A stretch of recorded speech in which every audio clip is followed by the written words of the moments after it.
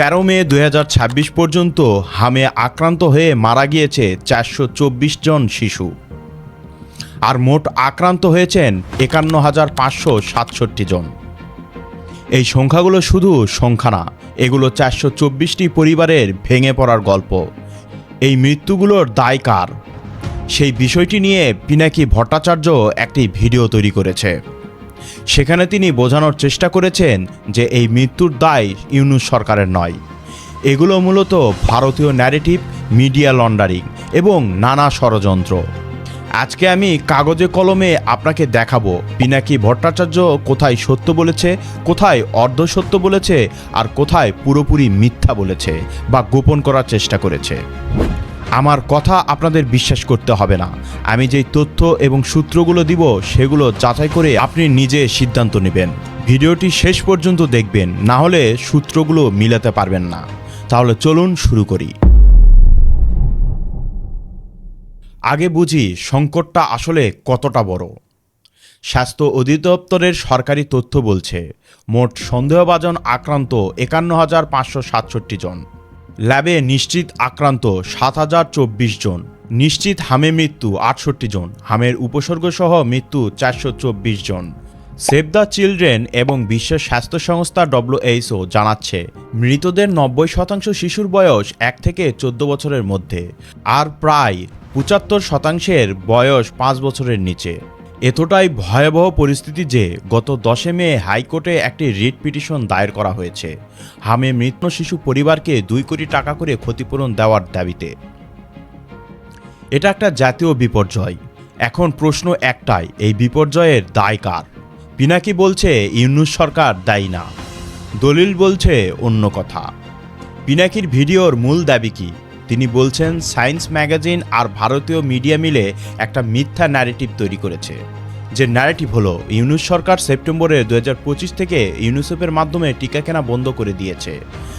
আর তার প্রমাণ হিসেবে তিনি একটি চিঠি দেখান, 24 সেপ্টেম্বর 2025 তারিখের ইউনিসেফের একটি চিঠি, যেখানে বলা আছে 11 সেপ্টেম্বর 2025 তারিখে 21 লাখ ডোজ হাম রুবেলা টিকা বাংলাদেশে এসেছে। পিনাকি বলছে দেখুন সেপ্টেম্বরেও টিকা এসেছে।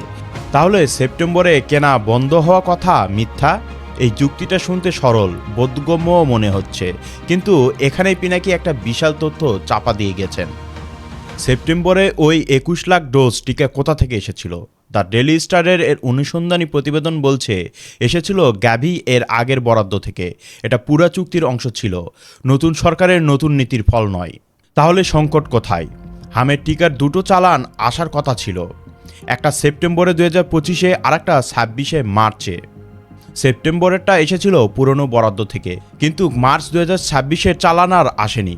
কারণটা কি? ইপিআই একজন কর্মকর্তা ডেইলি স্টারকে নাম না প্রকাশের শর্তে বলেছেন এপ্রিল 2026-এর শুরু পর্যন্ত নতুন পদ্ধতির কোনো চালানেই একটিও টিকা বাংলাদেশে আসেনি। মার্চ 2026-এ 6 ধরনের টিকার স্টক শেষ হয়ে গেছে। আগে যে 3 মাসের বাফার স্টক রাখা হতো সেটাও আর ছিল না।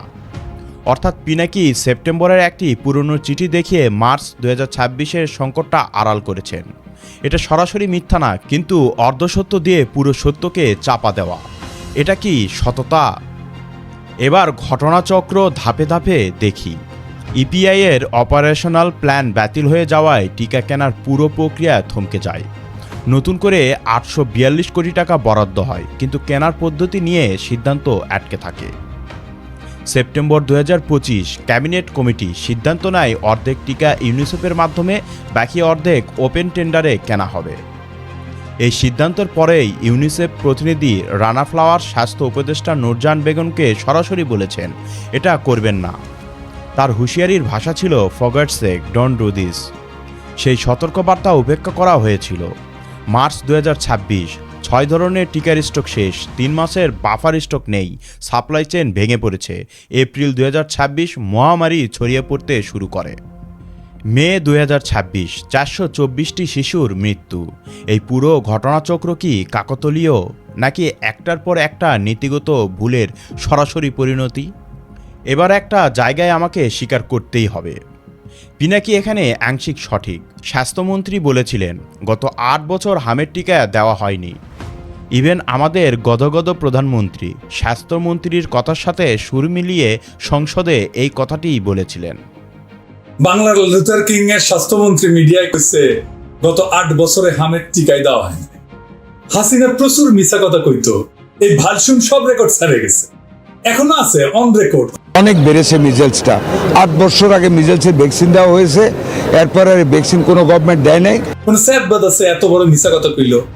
উই হেলথ বুঝে 8 বছর একটা দেশে হামের টিকা দেওয়া হইতেছে না, সারা দুনিয়া চুপ করে বসে থাকবে? ইউনিসেফ কিছু কইছে কয়েন, আমার কথা শোনার দরকার নাই, ফ্যাক্ট চেকাররাই বলছে এটা মিছা কথা। এমনকি বাংলার লুথার কিং নিজে বলছে হাসিনার ফ্যাসিস্ট শাসন আমল এবং প্রফেসর মোহাম্মদ ইউনূসের নেতৃত্বাধীন অন্তর্বর্তী সরকার 2 সরকারের আমলে কয়েক বছর ধরে শিশুদের হামের টিকা আমদানি করা হয়নি। ডাহা মিছা কথা। প্রথম আলোর অনুসন্ধান বলছে 17 থেকে 2023 সালের মধ্যে MRI-1 টিকার হার ছিল 89 থেকে 103% পর্যন্ত। আমরা এই বিষয়ে বিস্তারিত আলোচনা করেছি, উপরে আই বাটনে পেয়ে যাবেন ভিডিওটি। তো এই একটা জায়গায় পিনাকি ঠিকই ধরেছেন, কিন্তু এই একটা ভুলের আড়ালে তিনি আসল প্রশ্নটা থেকে দৃষ্টি সরিয়ে দিচ্ছেন। আসল প্রশ্ন হলো 2023 সালে 90% উপরে থাকা টিকার হার 25 সালে কেন 59% নেমে এলো?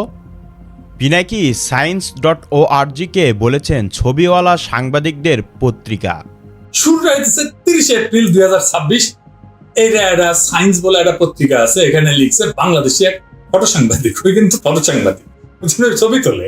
হ্যাঁ, তুই তো জার্নালিস্ট না, স্বাস্থ্য নিয়ে লেখার ক্যাপাসিটি নাই। অনেক রহমান না। science.org হলো America association for the advancement of science. এর প্রকাশনা বিশ্বের সবচেয়ে মর্যাদাপূর্ণ বিজ্ঞান সাময়িকীগুলির একটি। আর science.org এর রিপোর্টের তথ্যগুলো শুধু একটি সূত্র থেকে আসে না, একাধিক আলাদা সূত্র একই তথ্য নিশ্চিত করলে তারপর তা প্রকাশ করে। ইউনিসেফের নিজস্ব সিচুয়েশন রিপোর্ট 8 এপ্রিল 2026 স্পষ্ট বলেছে 2024 এবং 25 সালে টিকাদানের বিঘ্ন ঘটেছে এবং সেটা এই মহামারীর মূল চালিকা শক্তি। WHO এর ডিজিজ আউটব্রেক নিউজ বলছে 2023 সালের 100.1% MRI কভারেজ 2025 সালে 92.73-এ নেমে এসেছে। আর সরকারের নিজের তথ্যে দেখা গেছে 25 সালে মাত্র 59% শিশু হামের টিকা পেয়েছে। The daily star, TBS news, প্রথম আলো, বাংলাদেশের নিজের পত্রিকাগুলো একই তথ্য দিয়েছে। এটা কি ভারতীয় ন্যারেটিভ নাকি এটা তথ্য? এই মহামারীর পেছনে শুধু একটা কারণ নেই, কয়েকটা কারণ একসাথে কাজ করেছে। পিনাকি সেগুলো বলেনি। প্রথমত 2024 সালের জুলাই আগস্টের গণ অভ্যুত্থানের সময় হাজার হাজার শিশু নিয়মিত টিকা পাওয়া থেকে বঞ্চিত হয়। দ্বিতীয়ত 2024 সালে যে জাতীয় হাম রুবেলা ক্যাম্পেইন হওয়ার কথা ছিল সেটা হয়নি। তৃতীয়ত 2025 সালে ভিটামিন এ বিতরণের 2টি রাউন্ডের মধ্যে একটাই হয়েছিল, আর ভিটামিন এর অভাবে হামের মৃত্যু ঝুঁকি বহুগুণ বাড়ে। চতুর্থ, কোল্ড চেইন ভেঙে পড়েছিল।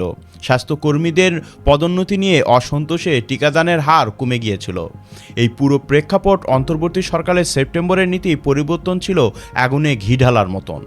দ্য ডেইলি স্টারের রিপোর্ট বলছে সরকার শেষে বুঝতে পেরে 2025 সালের শেষের দিকে ইউনিসেফ থেকে প্রায় 200 কোটি টাকার টিকা কিনেছে, কিন্তু তা যথেষ্ট ছিল না, সময় মতো ছিল না। এখন আমি সরাসরি বলছি, পিনাকি ভট্টাচার্য তার ভিডিওতে একটি সেপ্টেম্বরের চিঠি দেখিয়ে বলেছেন টিকা কেনা বন্ধ হয়নি, কিন্তু তিনি বলেননি এই চিঠি পুরনো বরাদ্দের অংশ ছিল, নতুন নীতির ফল নয়। তিনি বলেননি মার্চ 2026-এ দ্বিতীয় চালান আর আসেনি। তিনি বলেননি ইপিআই কর্মকর্তা নিজেই বলেছে নতুন পদ্ধতিতে এপ্রিল 2026 পর্যন্ত একটি টিকাও আসেনি। তিনি বলেননি ইউনিসেফ প্রতিনিধি আগে সতর্ক করেছিলেন, সেই সতর্কবার্তা উপেক্ষা করা হয়েছিল। তিনি বলেননি টিকার হার 2023-এ 90% থেকে 2025-এ 59% নেমে এসেছিল। পিনাকি বলেছেন এটি ভারতীয় ষড়যন্ত্র, কিন্তু যখন ইউনিসেফ, WHO, বাংলাদেশের EPI report, the daily star, প্রথম আলো, সেভ দ্য চিলড্রেন সবাই একই তথ্য দিচ্ছে, তখন এটাকে ষড়যন্ত্র বলা আর যাই হোক যুক্তি নয়। 13 মে 2026 পর্যন্ত 424টি শিশুর মৃত্যু হয়েছে সরকারি হিসাবে।